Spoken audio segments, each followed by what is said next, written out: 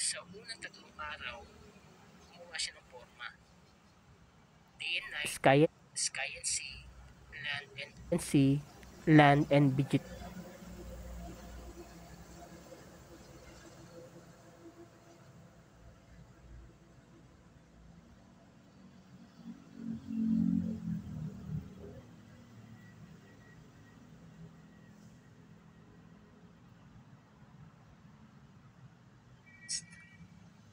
So dito makikita natin na yung presentation ng creation story is not to provide us a scientific way of how God created the world. No?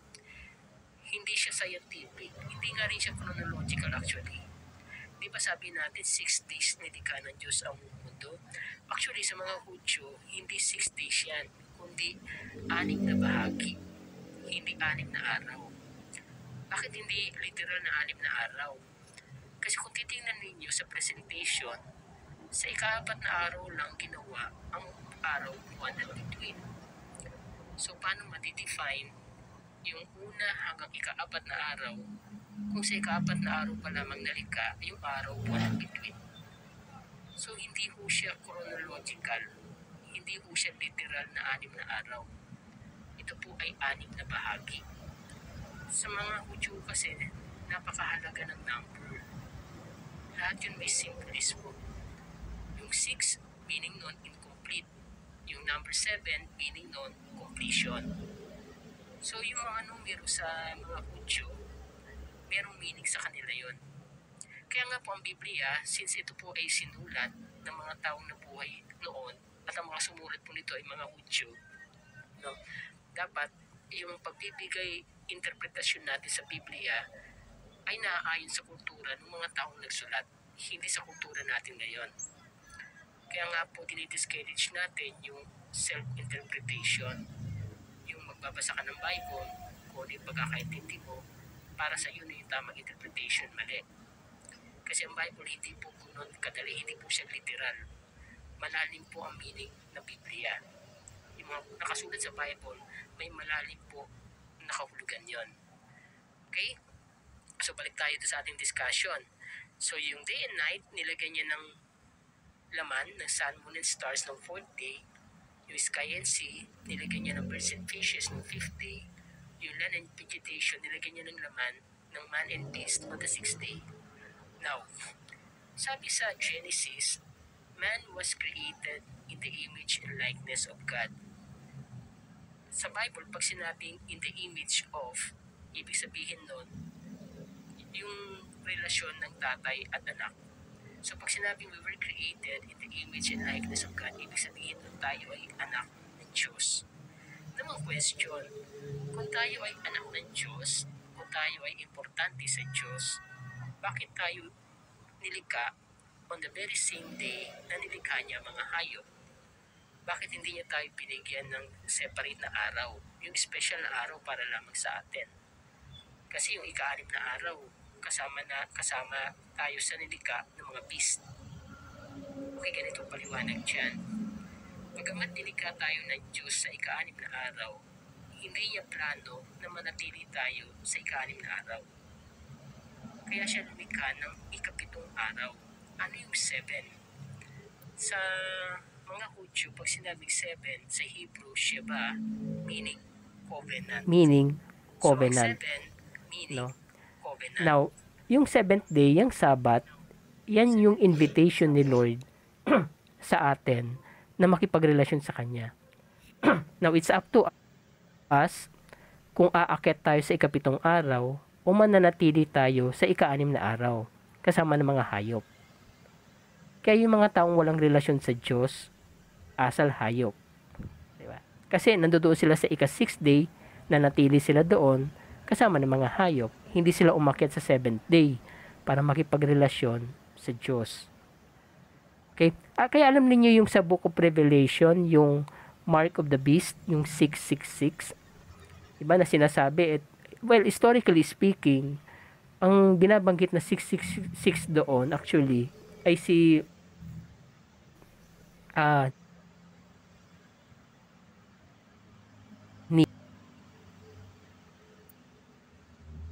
King ang 666 po doon, tinutukoy nun, yung mga taong hindi nakipagrelasyon sa Diyos hanggang sa namatay sila, then habang buhay sila na walang relasyon sa Diyos.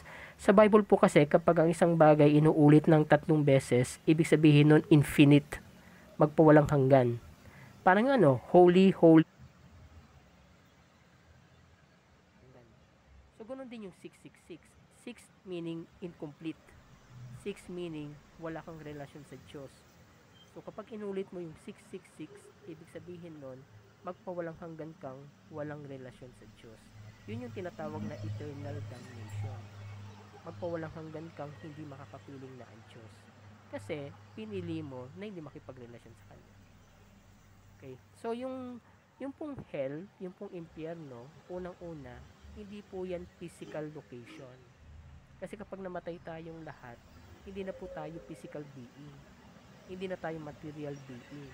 Hindi na tayo nakakahon ng space at time. Wala na tayong time. Hindi na tayo pwedeng bilangin ng taon. Wala rin tayong space, no? Kahit saan pwede ka nang pumasok. Hindi ka na makakahon ng space pag namatay ka. So, hindi natin kailangan ng physical location. Ang hell is not a physical location. Ang hell, ito yung sitwasyon na kung saan hindi mo makakapiling ang Diyos kahit kailan. Now, bakit kaya pag sinabing hellfire? Bakit apoy? Di ba yung pinakamasakit na mararamdaman ng isang tao ay yung masunog ang katawan niya? Ngayon, yung pinakamasakit na maaaring mangyari sa isang Kristiyano ay yung mabuhay siya magpawalang hanggan na hindi kapiling ang Diyos. Yun yung pinakamasakit na mararanasan ng isang Kristiyano. Kaya, parang binigyan ng description ang hell na parang naglalagablab na apoy. Kasi ito yung sitwasyon na kung saan kahit kailan hindi mo na makakapiling ang Diyos. Kaya ikaw ay 666. Infinite na incomplete. Infinite na walang relasyon sa Diyos. Okay, so wag tayo manatili sa ika-6 na araw. Umakyat tayo sa ika-7 araw. So baka tanungin ninyo, bakit hindi kasi nilagay na lang ng Diyos ang tao sa ika-7 araw na? Well, kasi again, ang Diyos nag-iimbita lang. Hindi siya namimilit. Hindi niya kukontrolin ng isip at puso ng tao. Nirerespeto niya kasi ang ating kaisipan at damdamin. Diba? Ang demonyo lamang ang kumokontrol sa isip at puso ng tao. Kaya nga mayroong mga demonic possessions. No? Pinoposes ka. Okay? Ang Holy Spirit kapag kumilos, hindi siya nagpo-possess. Ang Diyos kapag kumilos, hindi siya nagpo-possess. Hindi niya kukontrolin ng isip at puso ng tao. Nirerespetuhin niya yon, yung kaisipan at damdamin ng tao. Gunon siya. Kaya ang 7th day, yung covenant, ito ay invitation lamang ng Diyos para makipagrelasyon sa Kanya. Now, it's up to us kung aakyat tayo sa ika-7 araw at makikipagrelasyon sa Diyos o mananatili tayo sa ika-6 na araw kasama ng mga mabababang uri ng hayop. Again, kaya yung mga taong walang relasyon sa Diyos, asal hayop. Kasi wala silang relasyon sa Diyos. Okay, so makikita natin dito sa presentation ng creation story, ang kanyang objective ay hindi para mag-provide ng scientific explanation kung paano nalikha ang mundo. Hindi yon ang objective ng sumulat. Hindi rin niya objective na bigyan tayo ng accurate history kung paano nalikha ang mundo. Hindi. Ang kanyang objective ay theological. Ang kanyang objective ay para ipaalam sa atin bakit kaya nilikha ng Diyos ang mundo. So dito sa presentation makikita natin na ang Diyos nung kanyang nilikha ang mundo para siyang gumagawa ng bahay. Nilagyan niya muna ng pundasyon, forma, bago niya nilagyan ng mga appliances, bago niya nilagyan ng laman. So gumagawa siya ng bahay.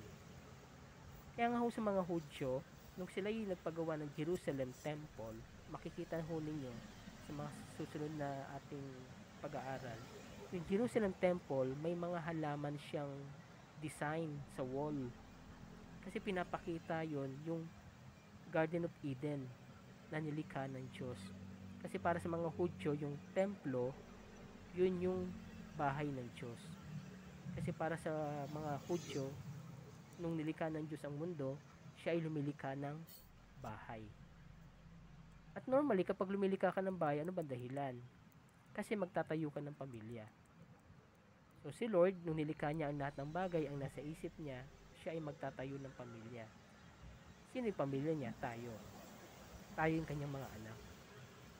Kaya makikita niyo sa presentation dito, no? Una, nilagyan niya ng forma, saka siya naglagay ng laman. Okay. And then sa ikapitong araw, ito na yung pakikipagrelasyon ng Diyos sa atin.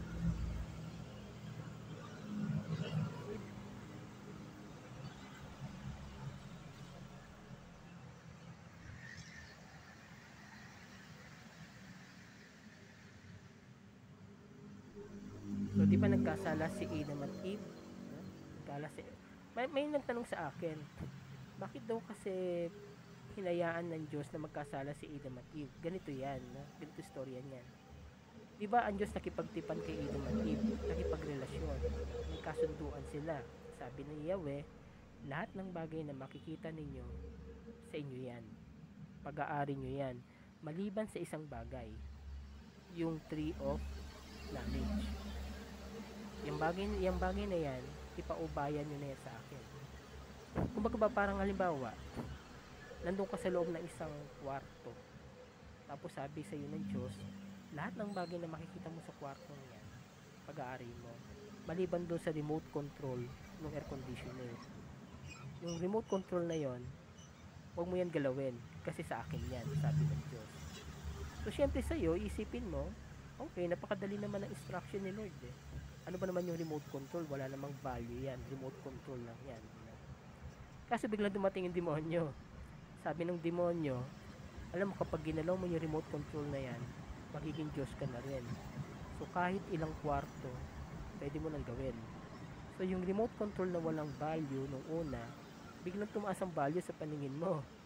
Kasi sabi ng demonyo, kapag ginalaw mo yung remote control, magiging Diyos ka na rin. So ganun ang sitwasyon nila Adam at Eve. No, wala namang value yung puno ng fruit of knowledge eh. Nag-iisa lang naman yun, ang daming puno eh. Lahat yan binigay na sa kanila. Iisa lang yung hindi ibinigay. Kaso lang nung sinabi ng demonyo na kapag kinain nyo yung fruit of knowledge, magiging Diyos na rin kayo, naisip ni Adam at Eve ba, kung kami Diyos na, hindi na namin kailangan makisuyo sa Diyos. Kahit ilang paraiso pwede namin gawin. So doon ang nangyari, no? Pinagpalit ni Adam at Eve yung relasyon nila sa Diyos sa ambisyon nila na maging Diyos. Okay. Now, bakit pinahintulutan ng Diyos na si Adam at Eve ay magkasala? Kasi kailangan nilang matutunan kung paano magmahal. Kailangan matutunan ni Adam at Eve kung paano magsakripisyo ng sariling ambisyon, ng sariling kagustuhan para lamang matuto silang magmahal. So yun yung isang bagay na gustong ituro ng Diyos kay Adam at Eve. Kasi katulad ng binanggit ko kanina, hindi kinokontrol ng Diyos ang isip at puso ng tao. Meron tayong free will. Nire-respeto niya yan. Bakit niya nire-respeto? Kasi mataas ang tingin ng Diyos sa atin. Kasi kung kukontrolin ng Diyos ang isip at puso natin, ibig sabihin hindi tao ang tingin niya sa atin, kundi robot. Pero dahil mataas ang tingin sa atin ng Diyos, hindi niya kukontrolin ang puso at isip ng tao. So hinayaan niya si Adam at Eve doon para matutunan ni Adam at Eve kung anong tunay na pagmamahal. So nagkamali sila, no? Ang nangyari kay Adam at Eve, pinalaya sa paraiso, and then ang Diyos naglagay ng dalawang anghel para na sa ganoon hindi makalapit si Adam at Eve doon sa tree of life, no? Kasi mayroong tree of life sa loob ng Garden of Eden.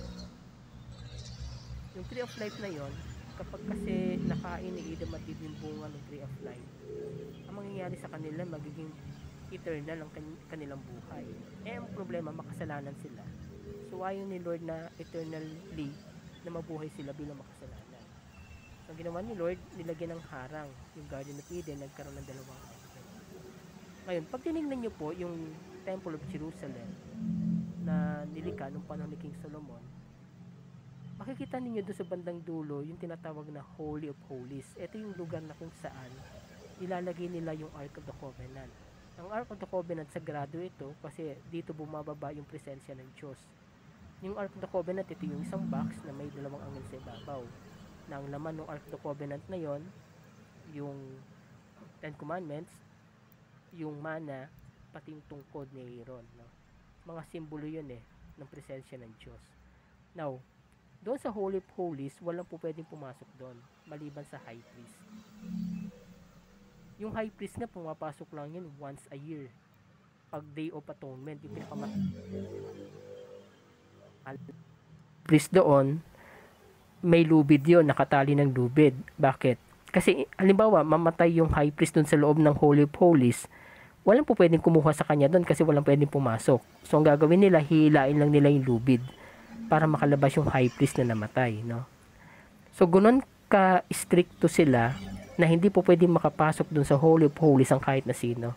And then, yung design ng templo sa loob, sa Holy of Holies, may dalawang anghel na imahen na malaki. So, dito pinapakita, no, dito sa drawing, no, sa presentation ko, sa loob ng templo, pinapakita diyan kung ano ang nangyari sa Book of Genesis. Na kung saan, si Adam at Eve, hindi na sila po pwedeng pumasok doon sa Garden of Eden.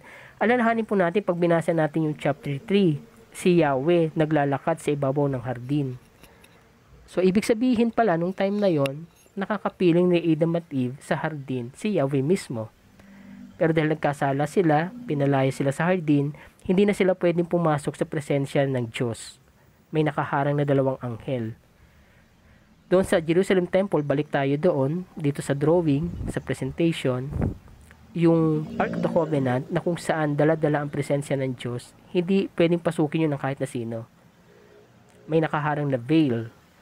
At doon, after nung veil, may dalawang malaking imahen ng kerubin. So, ito sinasalamin nito yung nangyari sa Garden of Eden. Dahil nagkasala ang tao, hindi na sila pwedeng pumunta doon sa pinakabanal na lugar kung saan nandoon ang presensya ng Diyos.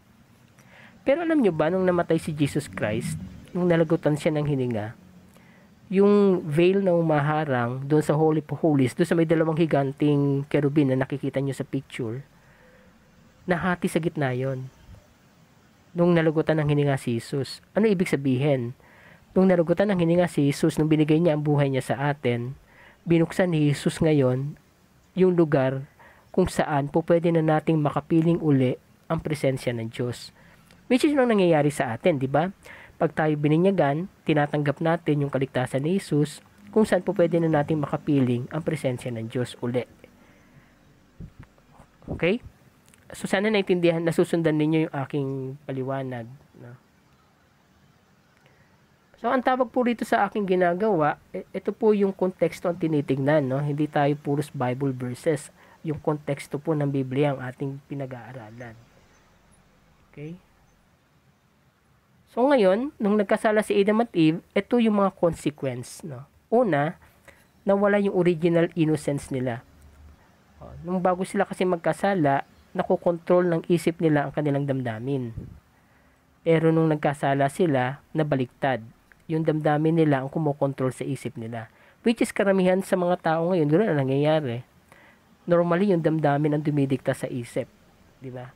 Kaya nga minsan kapag galit ka, hindi mo na iniisip yung sinasabi mo, nakakapagmura ka, nakakapagsabi ka ng mga masasakit na salita, nakagawa ka ng mali. Di ba? Kumagaba yung damdamin ang kumokontrol sa isip ng tao ngayon. Unlike before, kay Adam at Eve, bago sila magkasala, yung isip ang kumokontrol sa damdamin. No? So, yun yung loss of original innocence. Pangalawa, no, sa babae, mahihirapan silang manganak. Bakit kaya ito yung isa sa parusa sa babae na mahirapan sila sa panganganak? Again, dito tinuturuan kasi ng Diyos si anay, kahit na gano'ng kahirap manganak, kahit na ang kapalit ay buhay, nagdidesisyon pa rin silang manganak. Kasi doon tinuturuan ng Diyos si Eva kung paano magmahal. Bagay na hindi nila nagawa, no? Kaya nga sila nagkasala, ipinagpalit nila yung pakikipagrelasyon ng Diyos sa kanila sa ambisyon nilang maging Diyos So dito tinuturuan ng Diyos si Adam at Eve kung paano magmahal. Kaya sa panganganak nila, mahihirapan yung babae para maranasan niya kung paano magsakripisyo para magbigay lamang ng buhay. Okay, so ang ganda ng moral lesson na binibigay ni Yahweh kay Eve. Hindi naman dahil talaga trip lang ni Yahweh na parusahan siya Si Yahweh naman, hindi naman pinarusahan sila dahil gusto silang pahirapan. Yung parusa sa kanila actually, yun ay para magsilbing lesson sa kanila na meron silang matututunan. Since alam ni Yahweh na hindi marunong magmahal si Adam at Eve, tinuturuan ni Yahweh si Adam at Eve magmahal. Kaya ito yung mga parusa sa kanila. Isa pang parusa, yung infertile ground, toil in lieu of work. So yung lalaki, kailangan niya talaga magbanat ng buto. Kailangan niya magbanat ng buto. Kailangan niya ano ba sa Tagalog yun? Yung parang magtanim, magbungkal, yun, tama, magbungkal ng lupa, Kailangan niya paghirapan yung ikabubuhay niya. Bakit? Again, tinuturuan naman ng Diyos si Adan kung paano magmahal. Nagagawin mo ang lahat para sa pamilya mo. Magtrabaho ka lamang, maghirap ka lamang. So, dito tinuturuan ng Diyos si Adan paano magmahal, bagay na hindi nga nila nagawa ni Eva. So, yung mga parusa sa kanila ng Diyos, hindi naman para pahirapan sila, kundi para maintindihan lamang nila kung isyo, para lamang sa mga taong mamahalin nila.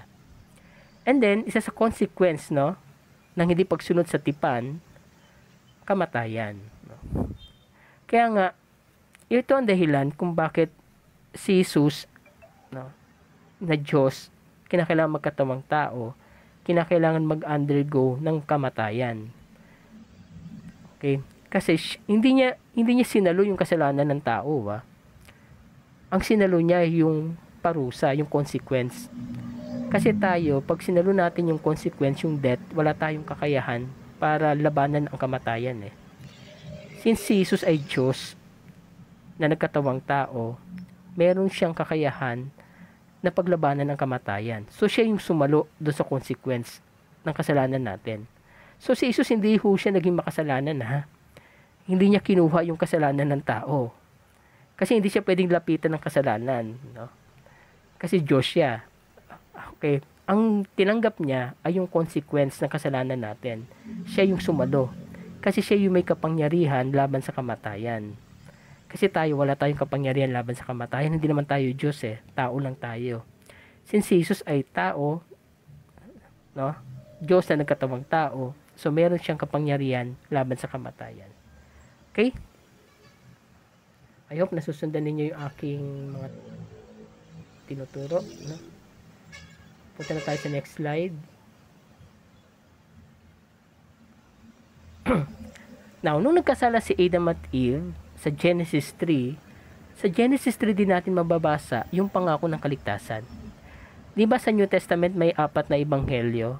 Yung Matthew, Mark, Luke, John. Ito yung mabuting balita Pag sinabing mabuting balita, ibig sabihin nito na ang Diyos ay nagkatawang tao para mabigyan tayo ng kaligtasan. Yan ang mabuting balita. Ngayon sa Genesis pa lamang meron ng gospel. Mababasa natin sa Genesis chapter 3 verse 15. Ito yung pangako ng kaligtasan. Ipapaliwanag ko to medyo malalim Basahin muna natin.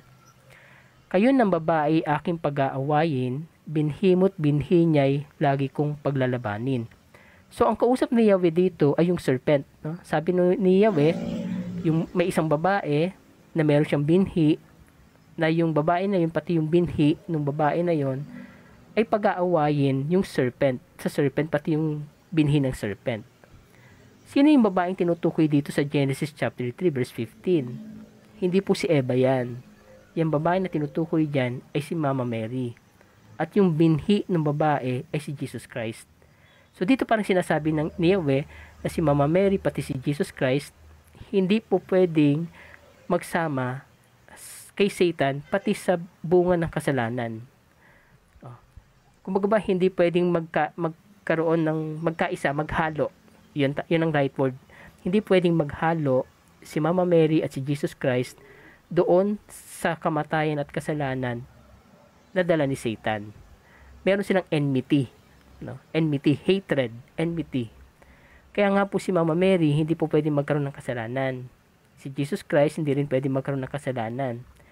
Kasi sabi dito ni Yahweh, pangako niya na may isang babae, merong binhi, na kung saan pag-aawayin niya itong babaeng ito at yung binhi nito doon sa serpent, kay Satan, pati sa binhi ni Satan, yung kasalanan at kamatayan. Okay, now, sabi pa rito, ang binhi ng babae ang dudurog sa ulo ng serpent. Pero yung serpent, tutuklawin sa sakong yung binhi. Okay, kumaga ba, si Mama Mary, ang binhi niya si Jesus Christ, sabi rito, yung serpent, tutuklawin daw sa sakong si Jesus Christ. Ito yung kamatayan ni Jesus. Pero sabi din dito, yung binhi na si Jesus Christ, dudurugin yung ulo ng serpent. Okay. So, ito yung pangako, no? Pangako ng kaligtasan na kung saan, pag sinabing dudurugin ni Jesus Christ yung ulo ng serpent, ito yung kanyang tagumpay laban sa kamatayan. Napanood nyo ba yung Passion of the Christ? Yung Passion of the Christ, panoorin nyo uli, balikan ninyo yung narrative doon sa Garden of Gethsemane. Sa Garden of Gethsemane, si Jesus Christ, doon sa pelikulang yon, habang nagdarasal, nakatingin sa kanya si Satan. Ngayon, nung sinabi ni Jesus Christ na nawa sana hindi dumaan sa akin tong kopa ng paghihirap, pero kalooban mo ang masusunod, Ama. Nung sinabi ni Jesus Christ yun, pinakita doon sa pelikula na tinapakan ni Jesus yung isang ahas. Ito yon, ito yung pinapakita doon sa pelikulang yon, dito sa Genesis chapter 3 verse 15. Okay, na si Satan tutuklawin yung sakong ni Jesus Christ, ibig sabihin mamamatay siya, si Jesus. Pero si Jesus, tatapakan niya, tudurugin niya yung ulo ni Satan. Ito yung tagumpay ni Jesus laban sa kamatayan. Di ba meron kayong nakikitang imahe ni Mama Mary na nakatapak siya doon sa ulo ng serpent? Di ba meron kayong nakikitang ganung image ni Mama Mary? Na si Mama Mary nakatapak sa ulo ng serpent. Bakit kaya si Mama Mary ang nakatapak doon sa ulo ng serpent? Pero dito sa Genesis 3, sinasabi si Jesus Christ. Kasi doon pinapakita sa image na yon na si Mama Mary pati si Jesus Christ, malaki ang role nila para sa kaligtasan natin. Kasi pinapakita doon yung babae at yung binhi, si Mama Mary at si Jesus Christ, na siyang tatapak sa ulo ng serpent. Kaya nga po, sa Gospel of John at sa Gospel of Luke, ang tawag ni Jesus Christ kay Mama Mary ay woman o babae. Hindi dahil sa hindi niya nirerespeto nanay niya. Remember, meron tayong commandment, di ba? Na honor your father and your mother, that is fourth commandment, di ba? Pero, okay, pero si Mama Mary, kaya tinawag na babae ni Jesus Christ sa Gospel of John, kasi pinapakita ni John sa atin na yung babae, na si Eva, siya yung babae na tinutukoy sa Genesis 3, na siyang pagmumulan ng binhi ng kaligtasan, na si Jesus. Kaya pag tinatawag na babae si Mama Mary sa gospel, hindi yun kawalang galang, kundi pinapakita lamang ni John yung role ni Mama Mary bilang tagapagdala ng binhi ng kaligtasan, na si Jesus Christ, na siyang katuparan ng pangako ng Diyos ng kaligtasan na mababasa sa Genesis 3. Remember, ang gospel po ni John, binabalik tayo nun lagi sa Book of Genesis. Kaya nga po ang gospel ni John, nagsisimula yan sa salitang in the beginning. Basahin ninyo yung Gospel of John. Sa chapter 1, nagsisimula yan sa in the beginning. Ang Genesis chapter 1, nagsisimula din sa salitang in the beginning. Kasi ang ibig sabihin po kasi ng in the beginning sa Hebrew ay Genesis. O Bereshit, no? Ngayon, dito parang sinasabi ni John sa kanyang gospel, pumunta kayo doon sa Book of Genesis. Tapos pinapaliwanag sa atin ni John yung theolohiya sa likod ng aklat ni Genesis. Kaya doon sa gospel ni John, sinabi ni Jesus Christ, lalo na sa wedding feast at Cana, di ba? Sabi ni Jesus Christ kay Mama Mary, woman. Kasi pinapakita ni John doon, sandali muna, yung woman na yan na tinutukoy ni Jesus ay yung babae doon sa Book of Genesis, na siyang pagmumulan ng binhi. Yung binhi na yan yung dudurog sa ulo ng serpent na pagmumulan ng ating kaligtasan. Okay? So, malalim po malalim yung ibig sabihin ng salitang babae. Kaya hindi po yan kawalang respeto kay Mama Mary. Pinapakita lamang diyan yung role ni Mama Mary na siyang panggagalingan ng binhi na si Jesus Christ na siyang pagmumula ng ating kaligtasan. Okay? So sana naintindihan niyo yung aking paliwanag dito sa Genesis 3. Medyo may kalaliman katulad ng binanggit ko. Pero pwede nating ulitin uli and gagawin ko na lang ng video sa TikTok ulit. Okay, now, tingnan natin dito no, yung comparison. Ang tawag po dito sa ginagawa natin ay typology. Pag sinabing typology, yung mga pangyayari sa Old Testament, yun po ay sumasalamin sa mangyayari sa New Testament. For example, dito sa Genesis 3 chapter 1 verse 2-5, tinukso dito si Eva no, ng serpent at si Eva nagpadala sa tukso ng serpent. Diba? Dito naman sa Gospel of Luke, sa Annunciation, dumating si Angel Gabriel na may dalang mabuting balita at tinanggap ni Mama Mary mabuting balita. Now, alam nyo ba na ang serpent, di ba yan ay si Satan na dating angel? Diba? So dito sa Genesis 3, yung isang fallen angel may dalang tukso. Tinukso niya yung babae. At itong babae na to na si Eva, dahil inisip niya lamang yung sarili niya, tinanggap niya yung tukso ng fallen angel. Sa Gospel of Luke, sa Annunciation, hindi fallen angel ang dumating, kundi angel talaga, si Angel Gabriel. At hindi tukso ang dala niya, kundi mabuting balita. Mabuting balita ng ating kaligtasan. At si Mama Mary, tinanggap niya yung mabuting balita ng Angel Gabriel na yon. Hindi dahil inisip niya yung sarili niya, kundi inisip niya yung kalooban ng Diyos. Okay? Kaya dito makikita mo na kung ano yung hindi ginawa ni Eva, yun ang ginawa ni Mama Mary. Kaya nga meron tayong dasal na Mama Mary antayin danat. No? Kumbaga ba yung lubid na siyang umalipin sa tao sa kasalanan ni Eva ay pinakawalan ni Mama Mary. Dahil kung ano yung hindi ginawa ni Eva, yun naman ang ginawa ni Mama Mary sa New Testament. Kaya nga si Eve, siya yung unang Eva sa Genesis. Sa New Testament naman, si Mama Mary ang New Eve. Ang New Eve, ang Eve sa Old Testament, pinagmulan ng pagbaksak ng tao, pinagmulan ng kasalanan. Ang New Eve naman na si Mama Mary sa New Testament, siya naman ang pinagmulan ng kaligtasan natin. Kaya dito nyo makikita kapatid, kung paano na itinatama ng Diyos ang sitwasyon ng tao. Ang kasalanan nagmula sa babae, pero ang kaligtasan sa babae din nagsimula. Alam mo kung paano kumilos ang Diyos, di ba? Ang cute. Ang galing niya. Na, yung pagbagsak ng tao nagmula sa isang babae, pero yung kaligtasan ng tao nagsimula din sa babae. Di ba? At si Eve, siya po ay virgin. No? Virgin siya. Nung time na tinukso siya, ha? Nung time na tinutukso siya, virgin siya niyan. Wala pa silang anak eh. Si Mama Mary, nung binisita siya ng anghel, virgin din. No? So pareho sila ng sitwasyon, pero magkaiba ang pagtugon. Si Eve, tumugon siya base sa sariling kagustuhan niya. Si Mama Mary, tumugon siya base sa kagustuhan ng Diyos. Dito makikita natin kung paano tinatama ng Diyos ang sitwasyon ng tao. Kung paano na si Eva, ang babae, pinagmulan ng kasalanan, si Mama Mary, babae, ang pinagmulan naman ng kaligtasan. Ganyan kumilos ang Diyos, napakaganda. Ganyan yung kumilos. Kasi tayo sa susunod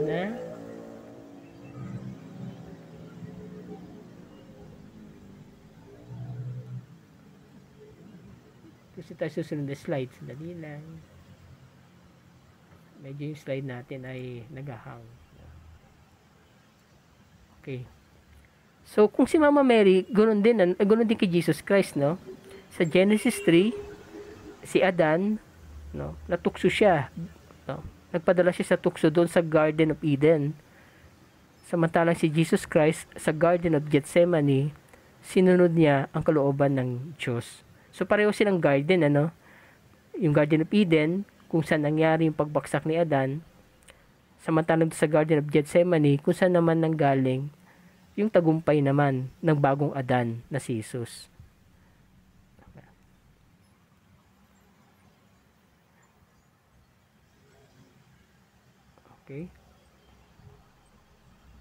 Now, punta na tayo doon sa papuntang Noah. Bagamat ang Diyos ay nagbigay, no, ng pangako ng kaligtasan sa atin, no, pero patuloy pa rin ang tao nagkakasala. Yung pagkakasala ni Adam at Eve, nagbunga ng kasalanan sa susunod na henerasyon. Parang sumpa yun eh. Parang curse. No? Unang-una, yung kanilang anak mismo, nagpatayan, di ba? Pinatay ni Cain si Abel. Yun yung kaunang murder. Okay? And then si Cain nagsinungaling, no? Dininay niya yung responsibility niya sa kamatayan ng kapatid niya si Abel. And then si Lamech, galing sa lahi ni Cain, nagkaroon ng 2 asawa, no? And then naging violent rin siya. So dito makikita natin sa aking presentation po sa table sa ibabaw. Yan po yung bunga ng kasalanan na ginawa ni Adam at Eve. Nagkasala sila, and then yung kanilang kasalanan na nagawa, bagamat pinatawad sila ng Diyos, nagbunga yon sa mga susunod na henerasyon. Now, may 2 lahi po, no, na binabanggit sa Bible, sa Genesis 6, na galing sa lahi ni Adam, si Seth, pati yung lahi ni Cain. No?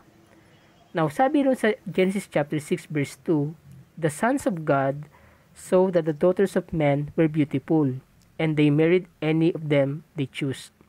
Okay, itong lahi ni Seth, sila yung sons of God. Bakit? Kasi ang lahi ni Seth ay mabait, mabuti.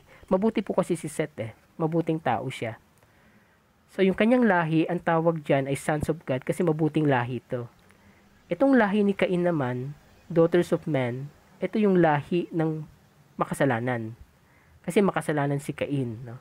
Kaya yung lahi niya, yung daughters of men na tinutukoy sa Genesis 6. Ngayon, sabi sa Genesis 6, nag-asawahan yung 2 lahi na ito. At syempre, dahil nag-asawahan, ang resulta, dumami yung masama.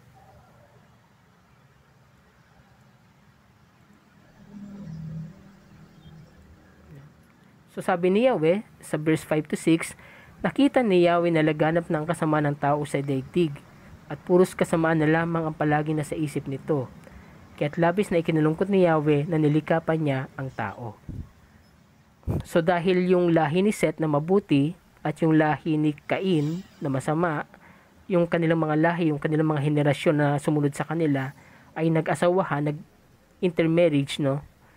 So ito ay nagbunga ng kasamaan. So dumating yung point na naging masama na yung mga tao. Nasabi nga dito, labis na ikinulungkot ni Yahweh na nilikha pa niya ang tao. No? Sabi nga doon sa ibang Bible, sa ibang version ng Bible, parang pinagsisihan ng Diyos na nilikha niya pa ang mundo. Ngayon iisipin ninyo, no, kung literal ang interpretation niyo sa Bible, ha, kung literal ang interpretation niyo sa Bible, iisipin niyo, ganun pala ang Diyos.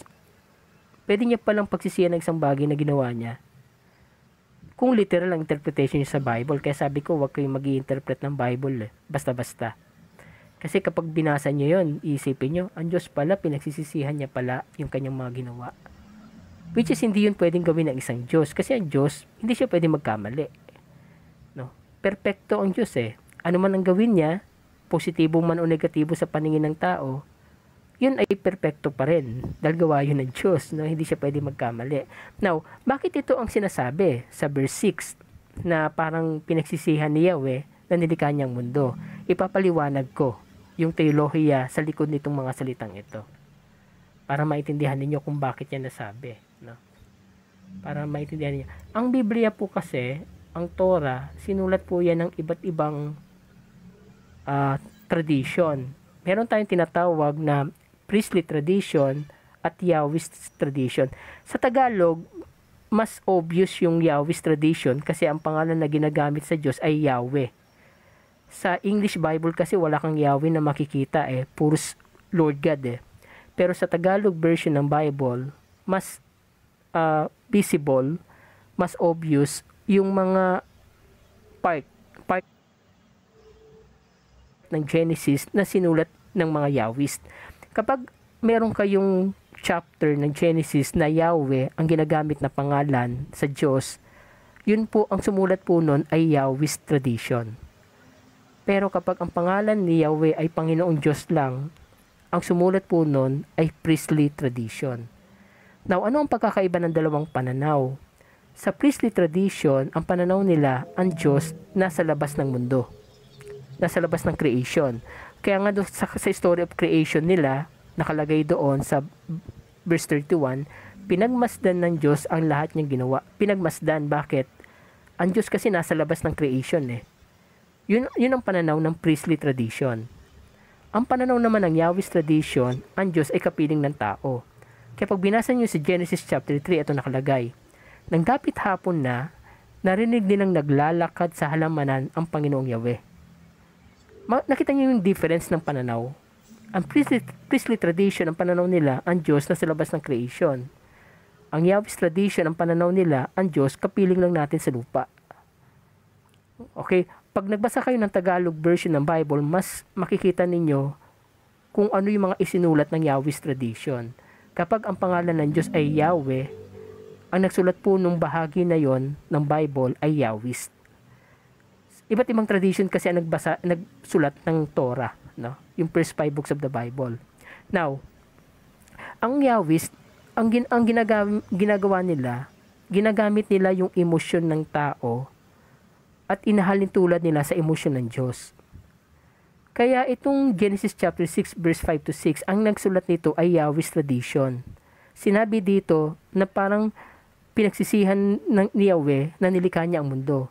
Yung pagsisisi, yun po ay emosyon ng tao, hindi po emosyon ng Diyos yun. Ngayon ang tanong, bakit ginagamit ng Yahweh's tradition yung emosyon ng tao at inahalin tulad niya sa emosyon ng Diyos? Kasi para maintindihan ng tao, makarelate ang tao, ano ba ang nararamdaman ng Diyos kapag pinagtataksilan natin siya? Ano ba ang nararamdaman ng Diyos kapag hindi tayo sumusunod sa Kanya? Since ang Diyos kasi ay spiritu, hindi siya ay metaphysical, hindi siya material, hindi natin siya maiintindihan kung anong emosyon meron ng Diyos eh. So, ang Yahweh's tradition, ang ginagawa niya, ginagamit niya ang emosyon ng tao para ikabit sa emosyon ng Diyos.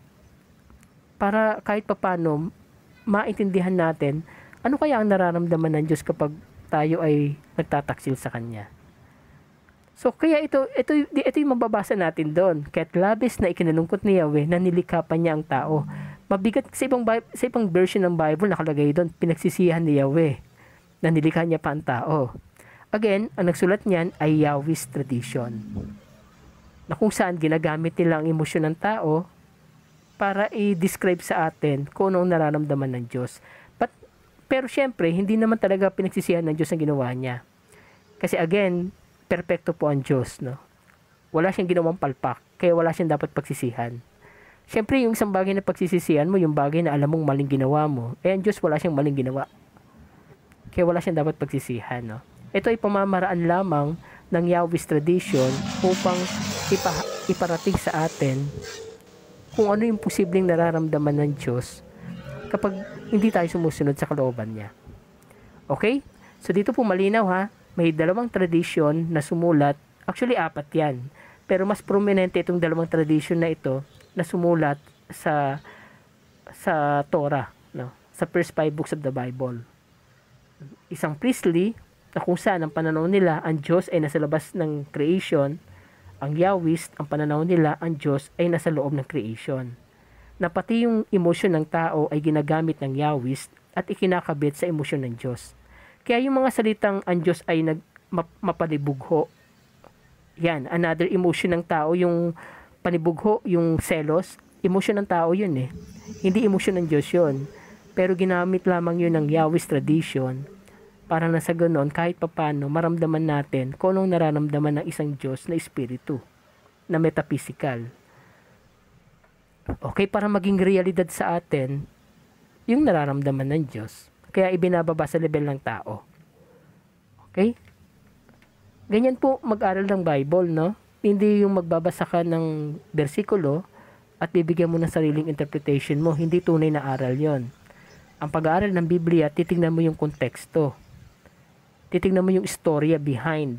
Titingnan mo yung kultura ng mga taong nagsulat. Yun po ang tunay na Bible study. No? Hindi yung magbabasa ka ng Biblia at i-interpret mo ng sarili mo lang, tapos pili mo yung interpretation mo, yun na yung tama. Hindi ganoon. Kailangan contextual ang ating approach. Itong ginagawa kong approach, contextual ito. Kasi konteksto ang tinitignan. Hindi ako nakadepende sa mga Bible verses lamang. Gumagamit ako ng Bible verses, pero yung interpretation ko do sa Bible verse ay naka-align sa konteksto ng aklat.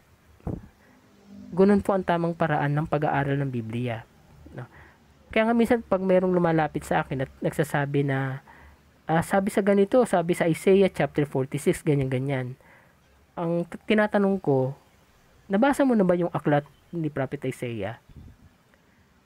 Karamihan hindi naman nila nababasa yung aklat ng Bible. No? Ang hilig lang natin gumamit kasi ng mga Bible verse para i-justify yung mga bagay na gusto nating paniwalaan. Pero yung paraan kung paano natin ginagamit yung Bible verse ay hindi naman naka-align sa konteksto ng aklat. Minsan nga hindi naman nila binabasa yung buong aklat eh. No? Kaya yun po yung maling paraan ng paggamit ng Biblia. Ang tawag po doon ay proof text. Proof text, ito yung gagamit ka ng Bible verse, no? Bibigyan mo ng interpretation para i-justify mo yung sarili mong paniniwala, and then para lamang ma-justify mo yung interpretation mo, hahalungkat ka ng ibang Bible verse, no? Ididikit mo doon sa Bible verse na binigay mo. Ayun pala, wala naman palang connection kung titignan mo yung konteksto.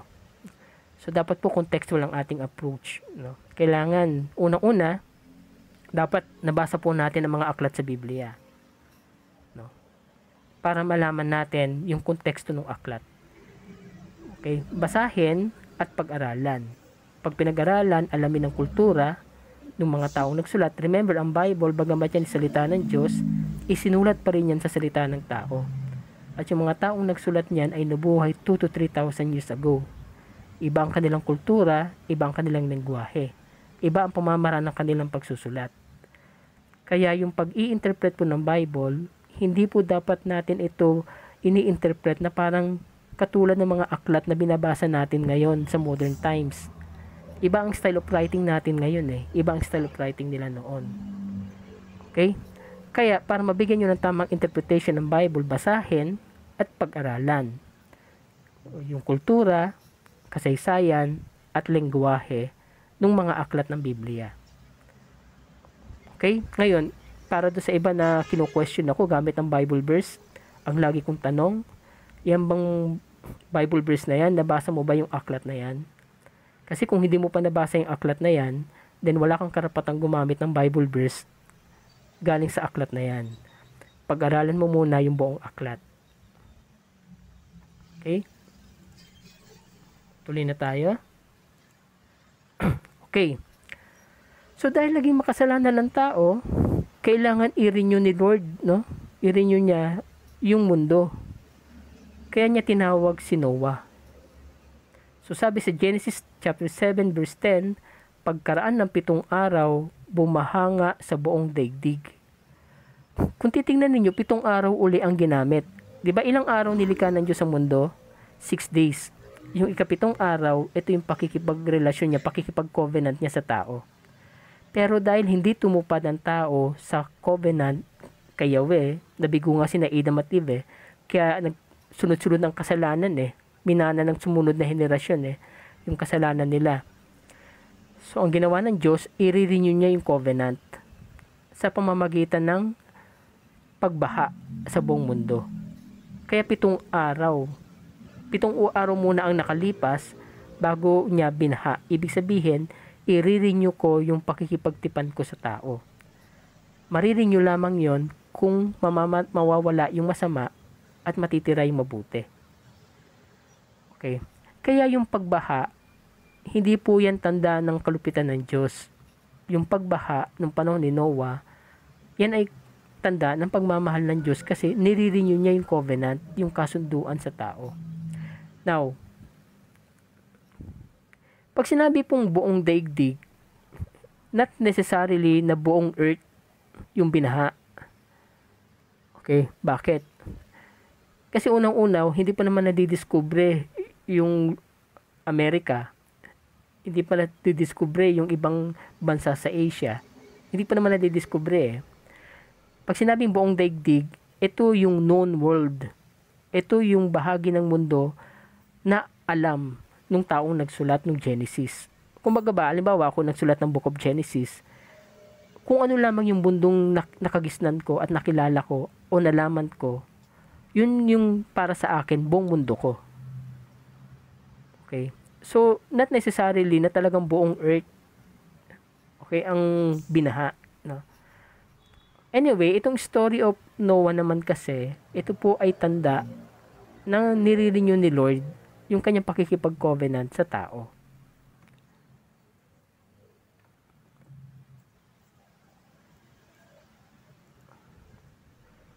"40 days and 40 nights na bumaha." Again, sa mga Hudyo, mahalaga ang mga numero. May mga meaning yan. Anong meaning ng 40? Sa mga Hudyo, 40 means period of testing and renewal. Pagsubok at pagbabago. Ang tanong, bakit ba sinusubukan ng Diyos ang tao? Para ba malaman ng Diyos kung ano ang pananampalataya ng tao? Hindi. Kasi alam na ng Diyos kung ano nasa kalooban natin eh. Alam na ng Diyos kung ano nasa isip ng tao. Kaya tayo sinusubukan ng Diyos para malaman natin kung nasaan na ba tayo sa pakikipagrelasyon natin sa Kanya. Para malaman natin kasi tayo ang hindi nakakaalam. Kaya tayo sinusubukan ng Diyos para ma-realize natin, ganito na pala kababa yung pananampalataya ko sa Diyos. Ganito na pala kalalim. No? So yung test, yung pagsubok, yun ay para malaman natin. Hindi para malaman ng Diyos. Okay, and then renewal, no? Pagbabago. Kaya mapapansin nyo dito sa Noah's flood, yung fasting ni Jesus Christ, yung pag-wander ng Israel, no? Bagamat ito ay nangyari ng 40 days and 40 years, may mga pagsubok silang pinagdaanan lahat. Si Noah may pagsubok, si Jesus may pagsubok, ang mga Israelita may pagsubok, but in the end, may tagumpay. Sa Noah's flood, nagkaroon ng bagong buhay. Yung fasting ni Jesus Christ, napagtagumpayan niya yung temptation. Yung pag-ikot-ikot ng mga Israel for 40 years sa ilang, nakarating sila ng promised land. So pag sinabing 40 sa Israelita, pagsubok, pero in the end, may tagumpay. Yun ang 40 sa kanila. Okay?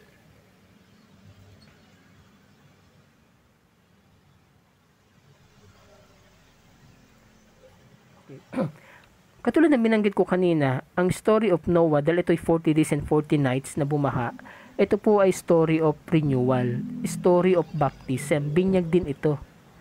Sabi ni Peter sa kanyang unang sulat, silang mga espiritong ayos sumunod dumatiyag na naghihintay ang Diyos nung panahon ni Noe habang ginagawa nito ang daong. Doon na ilang tao, 8 lamang ang nakaligtas sa tubig. Ang tubig ay larawan ng bautismo nagliligtas sa inyo ngayon. So kahit si Peter, ang tingin niya doon sa story ni Noah, ay hindi story ng kalupitan ng Diyos, kundi story of renewal, story of baptism. Di ba katulad ng binanggit ko kanina, ang binyag, nagkakaroon tayo ng bagong buhay. Story of renewal. Actually, yung arko ni Noah, ito po yung simbahan natin. Okay? Yung tubig baha, yun yung water of baptism, tubig binyag. Yung mga masasamang taong namatay, sila ang lumang buhay. Si Noah at ang kanyang pamilya na nabuhay, sila ang sumasalamin sa bagong buhay. Nasaan ang Holy Spirit? Di ba sabi ko kanina, Espiritu ng Diyos lumalakad sa ibabaw ng tubig. Saan makikita ang Holy Spirit? Yan sa story ni Noah. Remember, si Noah nagpakawala ng ibon. Una, yung uwak, yung raven, pero hindi bumalik. Pangalawang pinakawalan niya, yung dove, which symbolizes Holy Spirit. Pagbalik ng dove, wala pang dahon. Ibig sabihin, wala pang buhay. Yung pangalawang pagpakawala niya doon sa dove, pagbalik, may dahon na. Ibig sabihin, meron ng buhay. So, dito sa story of Noah, pinapakita nito na yung tubig baha, yun yung tubig binyag, yung dove, yun yung Holy Spirit, and then yung dahon, buhay. Katulad na binanggit ko kanina, kumikilos ang Espiritu ng Diyos sa ibabaw ng tubig, ang Diyos ay nagbibigay ng buhay. Sa story of Noah, ang Diyos ay nagbigay ng bagong buhay. Sa baptism natin sa Catholic Church, diba? kumikilos ang Espiritu ng Diyos sa holy water, kung saan ang Diyos ay nagbibigay ng bagong buhay sa atin. Now, di ba may mga nagtatanong sa atin, bakit sa Catholic Church bata pa lang binibinyagan na? So, isa to sa mga paliwanag.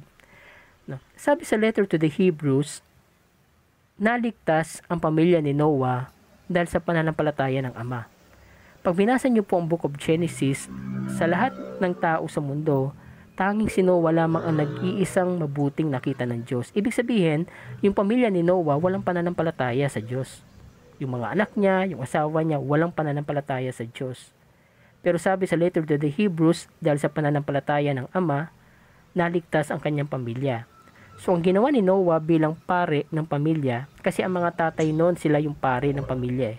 Si Noah, ang ginawa niya, dinala niya ang kanyang pamilya sa loob ng arko, sa loob ng simbahan, kung saan ang kanyang pamilya ay naligtas sa tubig baha, sa grasya ng Espiritu Santo. Same principle sa Catholic Church. Ang bata walang pananampalataya, pero ang mga magulang, sila ang pare ng pamilya, ipapasok nila ang kanilang anak na walang pananampalataya sa loob ng arko, sa loob ng simbahan, kung saan sa pamamagitan ng tubig binyag, matatanggap ng bata yung kaligtasan ni Jesus sa pananampalataya ng mga magulang. Kung paano si Noah, ipinasok ang kanyang pamilyang walang pananampalataya sa loob ng arko para maligtas sa tubig baha. Ang mga magulang, ipinapasok ang mga bata na walang pananampalataya sa loob ng arko, sa loob ng simbahan, upang sa pamamagitan ng tubig binyag, tatanggapin ng bata ang kaligtasan ni Jesus dahil sa pananampalataya ng mga magulang. Okay? Kaya biblical po yon, no? Biblical yung pagpapabinyag natin ng bata. Now, pagdating ng bata ng 12 years old or more than 12 years old, bibinyagan siya uli. Ito yung kumpil. Okay? Na kung saan pagtitibayin niya na yung pananampalatayang pinatanggap sa kanya ng magulang niya nung bata siya. Kaya nga, ang challenge natin sa mga magulang, meron silang 12 taon para ibahagi sa bata, iparana sa bata, yung pananampalatayang pinatanggap nila nung bata pa. Nung bininyagan yung anak nila. Kasi kung tutusin, sila naman na nagdesisyon na pabinyagan yung anak nila. So, meron silang 12 taon para ituro yung pananampalataya sa bata. Para pagdating ng kumpil, yung mga katanungan at panunumpa na tinanong ng pare sa bata na sinagot ng mga magulang, sa kumpil, yung bata na mismo ang sasagot. Siya na mismo ang sasagot. Ibig sabihin, siya na ang manunumpa sa Diyos ngayon. Okay? Kaya po ang story of Noah, it's story of baptism, no? Kaya sa ating mga Kristiyano, yung mga kwento po, yung mga kwento sa Old Testament, hindi lang po basta kwento yan. Yung mga kwento sa Old Testament, yan po ay sumasalamin sa gagawin ni Jesus sa New Testament. Kaya nga po ang New Testament ay nakatago sa Old Testament. At ang Old Testament naman ay nahayag sa New Testament. Okay. Yun po ang dahilan kung bakit ang Catholic Church pinili niya ang Tanakh para maging bahagi ng ating Old Testament. Yung Tanakh, ito yung Hebrew Scripture. Scripture ng mga Hudyo. Yung Biblia ng mga Hudyo. Ginawa ng Catholic Church, ginawa itong bahagi ng Biblia natin at pinangalanan nilang Old Testament. Bakit? Kasi para sa ating mga Katolikong Kristiyano, ang Old Testament ay paghahanda sa pagdating ni Jesus sa New Testament. Okay? So, dapat ganun po yung ating pagtingin sa aklat ng Old Testament. Hindi po siya hiwalay na kwento sa New Testament. Ang mga kwento sa Old Testament ay may kinalaman pa rin kay Jesus Christ. Katulad nitong halimbawa, si story ni Noah, dito tinutukoy ni Peter mismo, si Peter po nagsulat yan, hindi ako, na yung tubig baha nung panahon ni Noah ay yung tubig binyag na itatatag ni Jesus Christ sa New Testament. Diba sabi ni Jesus Christ kay Nicodemus, unless a man is born of water and spirit, he cannot enter the kingdom of God. So doon tinukoy ni Jesus Christ na ang kanyang binyag ay binyag sa tubig at espiritu, na pinapakita ng mga narrative sa Old Testament. Okay? Sana naintindihan ninyo yung aking pagkakapaliwanag. Kung meron kayong hindi klaro, you may ask any question po. Okay? So, kaya napakahalaga po na dapat ang pananaw natin sa Old Testament, hindi po yan hiwalay na kwento. Okay? At ang kwento niya na hindi lang kwento.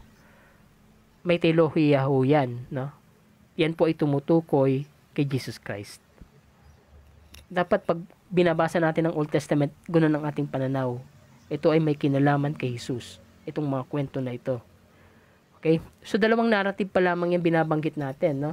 Yung creation story, kung saan, sabi sa creation story, lumalakad ang Espiritu ng Diyos sa ibabaw ng tubig. After nun, naganap ng paglikha. Diba? Sa simula, lumakad ng Espiritu ng Diyos sa ibabaw ng tubig after naganap ang paglikha. Ang paglikha, nagbigay ang Diyos ng buhay.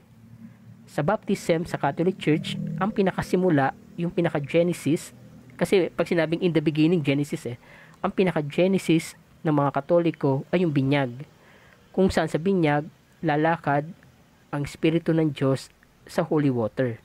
At ang Diyos sa binyag ay magbibigay ng bagong buhay. Kaya po sa Genesis pa lang, makikita nyo na, sa simula pa lang, in the beginning, makikita nyo na ang sakramento ng binyag ng Catholic Church. Okay? Kasi ito yung panimula, no? Panimula ng pananampalataya bilang anak ng Diyos, yung binyag. Yan yung pinaka-Genesis na. Okay? And then another story of baptism, itong kay Noah na binanggit ko na kanina, no? Yung tubig baha, yun yung water baptism. Yung arko, simbahan, yung taong namatay na masama, silang lumang buhay. Si Noah at ang kanyang pamilya ang bagong buhay. Ang Espiritu Santo ay yung dove, no? Na pinakawalan ni Noah. Na pagbalik ay meron ng dahon, meron ng buhay. Again, pag nakita nyo sa Bible, Espiritu at tubig, ang kasunod nun, pagbibigay buhay. Okay. Kaya po ang story of creation and story of Noah are both story of baptism. And then, yung creation story, yun po yung unang pakikipag-covenant ng Diyos sa tao. Sa pamagitan ni Adam at Eve. Pag-covenant, kasunduan, kung saan ang Diyos ay nakikipagrelasyon sa tao sa pamagitan ng pakikipagtipan, kasunduan. Kaya sa creation story, may covenant na naganap at may baptism na naganap. Creation story kasi story of baptism. Kay Noah, nirenew ni Lord yung covenant kasi nabigo nga si Adam at Eve. Nakipag-covenant uli ang Diyos sa pamagitan ni Noah, nagkaroon uli ng story of baptism, itong pagbaha. Sa Catholic Church, ang ibig sabihin ng sacrament ay covenant actually. Another word for covenant is sacrament. Okay? Pinataas nga lang. Ano? Kasi pag sinabi mong sacrament, at yung mga bagay-bagay na ginagamit, meron siyang epekto. No? Ito kasing mga istorya sa Old Testament, ito po ay sumasalamin lamang doon sa tunay na kaganapan. Ang tunay na kaganapan ay yung nandoon sa sakramento ng binyag. No? Kung saan doon na nagaganap yung paglilinis ng kasalanan na actual sa pamagitan ng pagkilos ng Espiritu ng Diyos sa ibabaw ng tubig sa holy water. Okay? So, sa binyag, sa sacrament of baptism, okay, yan po ay pakikipag-covenant ng Diyos sa atin. Kung saan tayo ay nagiging anak ng Diyos. Relasyon. Diba? Pag sinabing covenant, relationship. Covenantal relationship. Relasyon na may sumpaan. So, pag nagpabinyag ka, nagkakaroon ka ng relasyon sa Diyos bilang anak niya. At may sumpaan yon.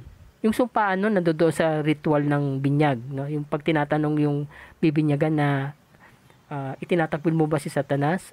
Or do you believe in God the Father Almighty, Creator of Heaven and Earth? Ito yung mga tanong na nakikipagtipan ka sa Diyos. No? So, hanggang dito lang muna. No? Mahigit isang oras na tayo. No? Itutuloy ko ito tomorrow. Bukas, mas malalim ang pag-uusapan natin. Bakit? Pupunta na tayo doon sa third covenant. Nakadalawang covenant na tayo Kay Adam at Eve, kay Noah. nabigo si Noah. Ipapakita ko kung bakit nabigo si Noah. 'Di ba si Adam at Eve nabigo sa Garden of Eden? Si Noah nabigo sa garden din kasi nalasing. I-discuss ko bukas, medyo malalim yun eh. Wala akong time na ngayon, medyo mahaba yung paliwanag, medyo malalim. So, nabigo si Noah, and then si Lord, i-renew uli yung covenant kay Abraham. Ang covenant kay Abraham, sobrang lalim. Yun yung ipapaliwanag ko bukas. Okay? Actually, yung covenant kay Abraham, umabot yun hanggang kay Jesus Christ. Kay King David, kay Jesus Christ. Yung katuparan ng pakikipagtipan ng Diyos kay Abraham, natupad yon kay King David at kay Jesus Christ. No? Kaya medyo mahabang paliwanagan yun tomorrow. Okay? So, tomorrow, didiscuss ko yung kabiguan ni Noah at yung pag-renew ng covenant ng Diyos kay Abraham. Pati yung mga simbolismo, ipapaliwanag ko rin. Okay? Itong ginagawa ko to hindi lamang para i-inform kayo, kundi ipinapakita ko sa inyo yung tamang methodology ng pag-aaral ng Bible. Ang pag-aaral po ng Bible ay hindi lamang binabasa at binibigyan ng sariling interpretation. Kailangan pag-aralan ninyo yung kasaysayan at kultura ng mga taong nagsulat at ng mga sinulat nila. Okay, ito yung ginagawa natin ngayon. So, tomorrow, samahan nyo uli ako, same time, no? 9 p.m. And then, I will discuss yung paano nabigo yung covenant kay Noah, and then paano ni-renew ni Lord yung covenant kay Abraham. Ipapaliwanag ko po tomorrow. Okay, so maraming salamat and God bless po sa inyo lahat. Thank you, Brother Jonathan. Okay.